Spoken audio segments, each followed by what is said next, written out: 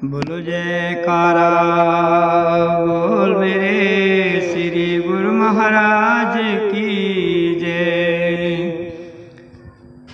भाग्यशाली गुरुमुख सज्जन मंडली अपने थोड़े समय के लिए अपने सन्मुख विराजमान श्री सतगुरुदेव दाता दयाल महाराज की छवि को अपने हृदय रूपी मन मंदिर में बसाते हुए मीठी और सुरीली आवाज के साथ बोलो जयकारा बोल मेरे श्री गुरु महाराज की जय।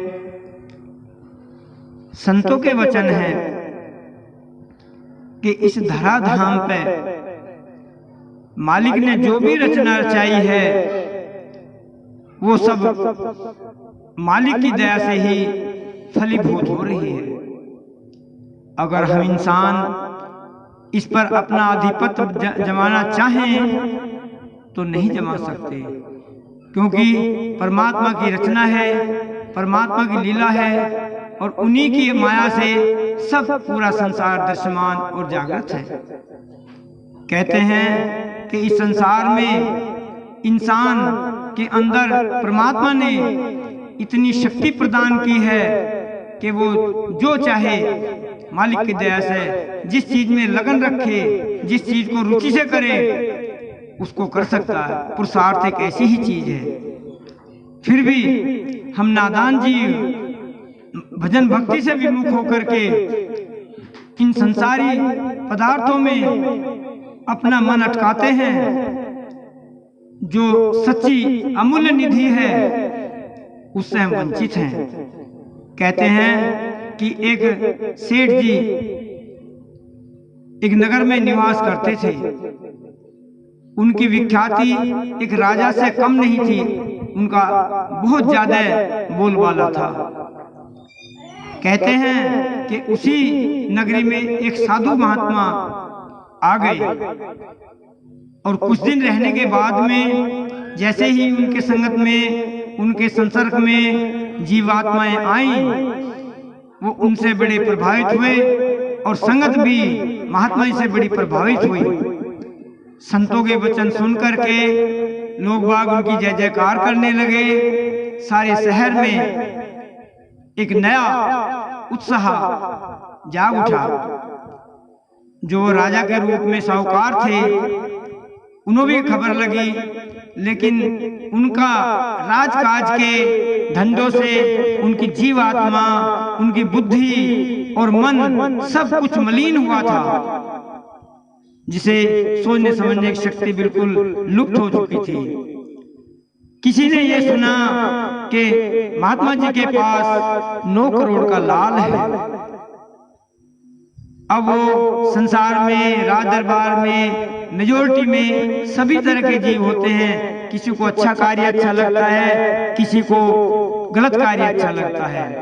किसी ने सहज से राजा के मन में ये बात भर दी कि राजन, महात्मा जी के पास 9 करोड़ का लाल है और आप चाहें तो उसे प्राप्त कर सकते हैं। आपके राज में रह रहे हैं वो भी। राजा की बुद्धि खराब हो गई।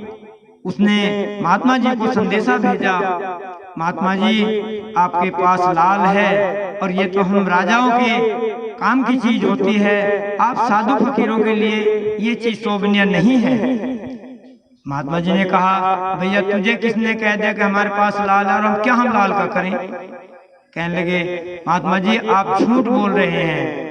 महात्मा जी कहने लगे, भैया मुझे झूठ बोलने से मुझे कोई व्यापार तो करना नहीं है कि हम झूठ बोले, हमारे पास लाल नहीं है। सिपाही पौधे चले आए जवाब सुन करके, लेकिन जो आग लगाने वाला था इंसान वो बार बार राजा के कान भरता रहता कि अवश्य लाला, इस महात्मा जी के पास अवश्य लाल है, गारंटीड। बार बार राजा महात्मा जी को परेशान करता। जब महात्मा जी बार बार मना करते रहे तो एक रोज उनको अपने राजशाही तेवर चढ़ गया, अहंकार चढ़ गया और उन्होंने अपने कारिंदों से कहा कि महात्मा जी को दरबार में लेकर आओ।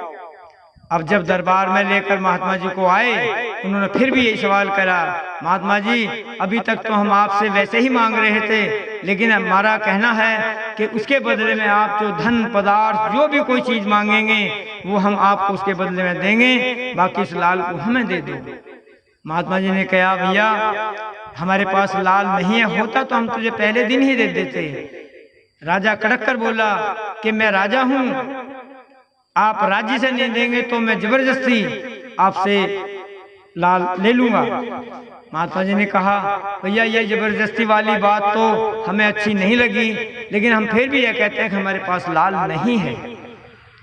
अब राजा क्या करता, राजा ने अपना बात रखते हुए कहा कि महात्मा जी जाइए और 24 घंटे के अंदर इस बात का जवाब लेकर आइए, आपको लाल देना है या नहीं।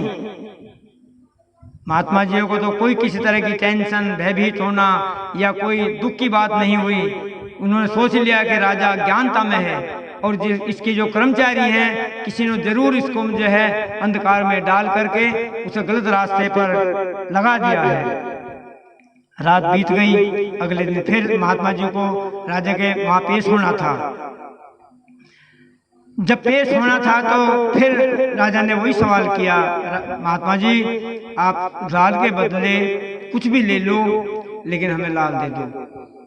महात्मा जी ने फिर वही प्रश्न किया कि हमारे पास लाल नहीं है। फिर कुछ राज्य कर्मचारी कहने लगे, राजन महात्मा लोग झूठ नहीं बोलते, शायद है कि महात्मा जी के पास ना हो लाल और किसी ने आपको वैसे ही भ्रम में डाल दिया हो। राजा की समझ में बात आ गई।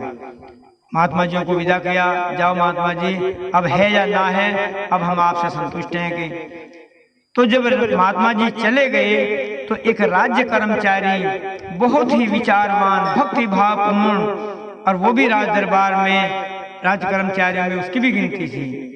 महात्मा जी के जाने के बाद उसने कहा कि राजन मैं आपसे दो बात करना चाहता हूँ एकांत में।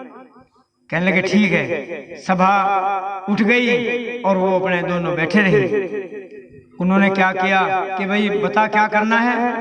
कहने लगे जी आपको ये करना है कि राज के नशे में नहीं बल्कि आजीजी और नम्रता से महात्मा जी से लाल प्राप्त करना है। कहने लगे वो कैसे कि रात के समय में जब सब सोने लगे तो आप मतलब राजा राजशाही वस्त्र उतार करके और आप एक गरीब साधु भिक्षुक का भेष बना करके निर्धन कंगाल का, और आप उनकी सेवा किया करें, चरण सेवा, जो भी मतलब उनके कुटिया पे झाड़ू लगानी और उनके बर्तन साफ करने, जो भी सेवा आपको दिखाई दे महात्मा जी से आज्ञा लो। और वो कहने लगे ठीक है मैं तैयार हूँ। तो उन्होंने उसी रोज से वो कार्यक्रम शुरू कर दिया। पता नहीं 1 महीना 2 महीना 6 महीना राजा सच्ची लगन से महात्मा जी की सेवा में जुटे रहे। परमात्मा को मंजूर हुआ कि सेवा किसी की निष्फल नहीं जाती। एक रोज जब वो सेवा करके चलने लगे तो महात्मा जी ने कहा भैया तुमने हमारी बहुत सेवा की है और हम तुम पे बहुत प्रसन्न हैं, कुछ प्रसाद लेते जाओ। तो उन्होंने कहा कि महाराज आपके वचन और वाणी ही मेरे लिए प्रसाद है। कहने लगे नहीं भैया ये तो सब कहने की बात है। तो उन्होंने वो भक्ति रूपी लाल जिसकी कोई कीमत नहीं होती है, कहते हैं गुरु नानक देव ने भी अपनी वाणी में अपने समय में कहा है कि साथ न चाले बिना भजन बिकिया सगली छार, हरि हरि नाम कमावना नानक ही धनसार। गुरुमुखो अगर इस संसार में कोई सार वस्तु है तो वो परमात्मा का नाम है, गुरु का दिया हुआ अनमोलक वचन है। प्रभु प्रेम में जो मालिक की मस्ती में मालिक के नाम को जपता है, संतों के बताए हुए नियमों पर चलता है, उसका कुदरत सहायक होती है और उसके अंग संग परमात्मा की जो ताकत है वो उसके अंग संग रहती है। जैसे कहते हैं कि जो अवतारी पुरुष होते हैं उनके भी इंसान की देह होती है लेकिन उनकी आत्मा पवित्र हो जाती है भजन भक्ति से, मालिक के नाम से, और जो 24 घंटे मालिक के नाम में संलग्न रहते हैं वो परमात्मा का रूप हो जाते हैं। इसीलिए गुरुमुखो आप सभी से यही हिदायत है कि इस संसार में इस समय का किसी के पास कोई भरोसा नहीं है। कहते हैं काल कहे मैं काल भजूंगा, काल कहे फिर काल, आज काल के करत ही अवसर जासी चाल। ये जैसे एक मटके में कोई सुराख हो जाता है और वह भरा हुआ पानी का मटका छिन छिन करके एक दिन खत्म हो जाता है, ऐसे ही इस शरीर के अंदर जो ये बहुत बेशकीमती 24,000 श्वास रोज की इंसान के शरीर से निकल रहे हैं, इसी तरह उस मटके की तरह समझ लीजिए, उस मटके की तरह ये भी एक दिन खाली हो जाएंगे। और ये भी हमें पता नहीं लगेगा कि हमारे घर में हों हम, जब भी पूरे हों, कहीं विदेश में हों, कहीं सफर में हों, जहाँ भी वे पूरे हो जाएंगे तभी यम के दूत हमें मतलब हमारी आत्मा को कब्ज करके और परमात्मा के दरबार में पेश कर देंगे। भाग्यशाली गुरुमुखों, संतों ने गुरुमुख जनों को जो भाग्यशाली कहा है वो इसीलिए कहा है कि जो गुरुमुख सत्संगत में आ जाते हैं, प्रभु नाम का स्मरण करते हैं, गुरु दरबार की सेवा करते हैं, उनसे बड़ा भाग्यशाली और कौन होगा। जो भक्ति की दात इस लोक में भी सहायक होती है और परलोक में भी सहायक होती है। ऐसा ही एक भजन में आता है कि राम नाम की नौका लेकर सतगुरु करे पुकार, आ जाओ गुरुमुखो कर दे भव से पार। हमारे पूजनीय श्री पंचम पातशाही गुरु महाराज जी फरमाया करते थे कि जिसने मालिक के नाम का सहारा लिया, जिसने मालिक के वचनों पर श्रद्धा और विश्वास किया, उसे मालिक उसके लोक और परलोक के साथी हो गए। महापुरुष कहते थे कि इस संसार में अगर इस इंसान का, इस जीवात्मा का कोई सच्चा मित्र है तो वह समय के महापुरुष है। वो इसके इस लोक के भी साथी होते हैं और परलोक के भी साथी होते हैं। तो हमें आज से ही ये प्रण कर लेना चाहिए कि हम संसारिक धंधों को करते हुए भी हम अपने परमात्मा के नाम की याद से एक मिनट भी गाफिल ना हो। जितना भी हमें ज्यादा से ज्यादा से मिले, सुबह शाम दोपहर, नहाते गाते सोते हुए। एक महात्मा जी भजन गाया करते थे कि सोवत जागत उठत बैठत दिल में बसता गुरु प्यारा, जो सब जग का तारा नहारा। महापुरुष कहते हैं कि वो हमारे अंदर हर वक्त मौजूद है, हर वक्त जागता है, वो हमें हर वक्त सचेत करता है। लेकिन हमने ना जाने कितने जन्म 83,99,999 योनि हमने माया के दायरे में मन के साथ में बिताई हैं। इसीलिए एक जन्म में भक्ति का प्रभाव बहुत कैड़ा मालूम होता है।